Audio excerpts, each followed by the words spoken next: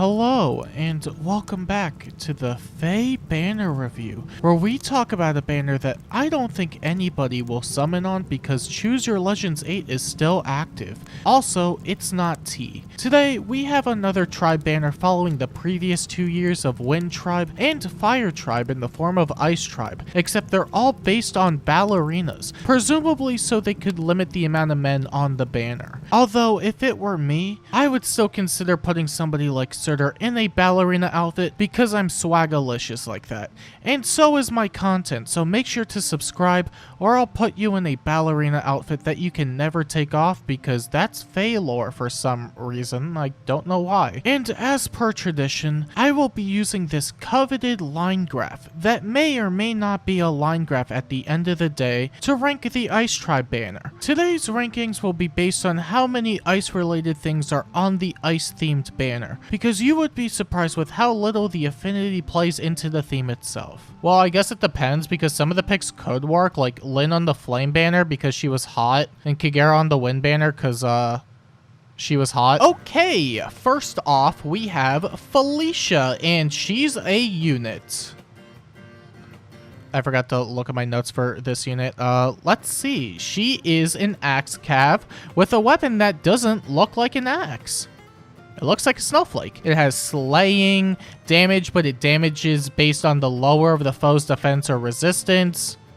So Hexblade. It has stats, true stats, stats but less on the foe, damage reduction stats. It gives null dragon effectiveness to allies, which seems kinda mid. And she also gives stats, penalty neutralization, and null C disrupt to said allies, which seems kind of nuts. That seems like a lot of stuff for a single unit, I'm gonna lie. And you know what?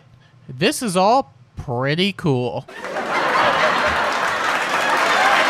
I like the trend of units that can not only act in combat, but also provide support, because it at least allows them to stand out a bit more. Although I guess it depends on what the support or combat entails, because if you're splitting up effects to compensate for both roles, then it may not end up being as good as either role by itself. You know, unless you're like Attuned Micaiah, or Dual Robin, or Nurgle, or Brave Robin, or Brave Bernadetta, or Valentine's Myrrh, or Lilith but Fallen, or Soren, or Dual Asker, or Bride Catria, or Winter Cordelia, or Ice Tribe Thea. Wait, we haven't gotten to that one yet, so that's spoilers. But hey, Felicia brings something new and not something that makes me want to blow my brains out or merge without looking, so I think I'm chill with it.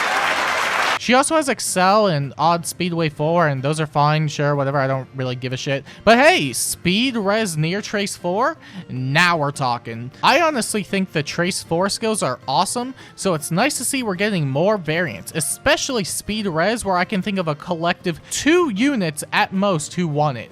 These are, in fact, the same characters. But hey, that's more inheritables to go around to other units, so I think I'm still cool with it. Insert laugh track and clapping sound effects here because you're so funny, teehee. Wait, I already made that pun. Who else do we have? We have Thea, who is in fact not named Catria.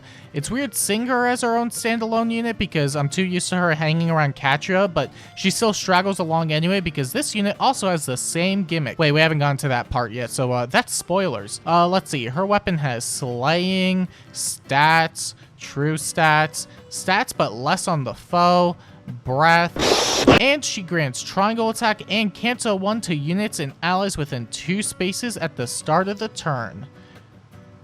I don't know if I want to keep reading this now. So basically, she's like Catria, except her name is Thea. But also Thea is the backpack to Catria, and that's most likely the reason Catria has triangle attack, because Thea was the backpack to Catria. So now that we have a new Thea, she also comes with triangle attack because her name is Thea.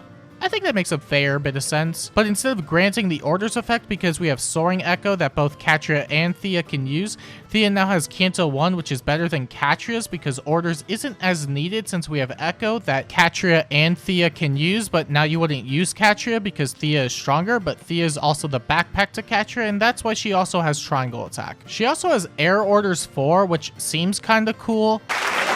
It has attack speed 6, charge, and warp to all flyers, which effectively means Hinoka and Arian are now an inheritable C slot. And yeah, that sure is Katria. I mean, the other blue-haired lady.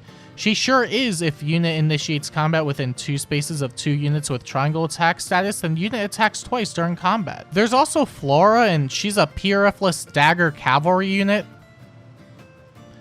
And lastly, there's Firene. Okay, we could talk about this for a bit. She has a cool inheritable weapon that seems pretty solid even by arcane metrics, since it has hexblade stats, guaranteed follow-ups, and piercing per hit for a demote dagger. That's a lot of good stuff just for an inheritable like that. That being said, that would require killing off Flora, and assuming you haven't used your self-insert Fire Emblem Fate's main character to marry her sister, then you may want to hold on to her just in case. Did you know you could also marry your own sister in Fate's, both the unrelated one and the other unrelated one, because Fate's writing is something else. And lastly, there's Ice Firene, which is weird to say because her whole shtick even back on debut was ice, so calling her Ice Firene feels super redundant. That'd be like calling Surtur Fire Surtur, or Hell Deadly Hell, or me Funny Z, but I'll gladly take the compliment anytime. Alright, let's see. She has slaying, stats,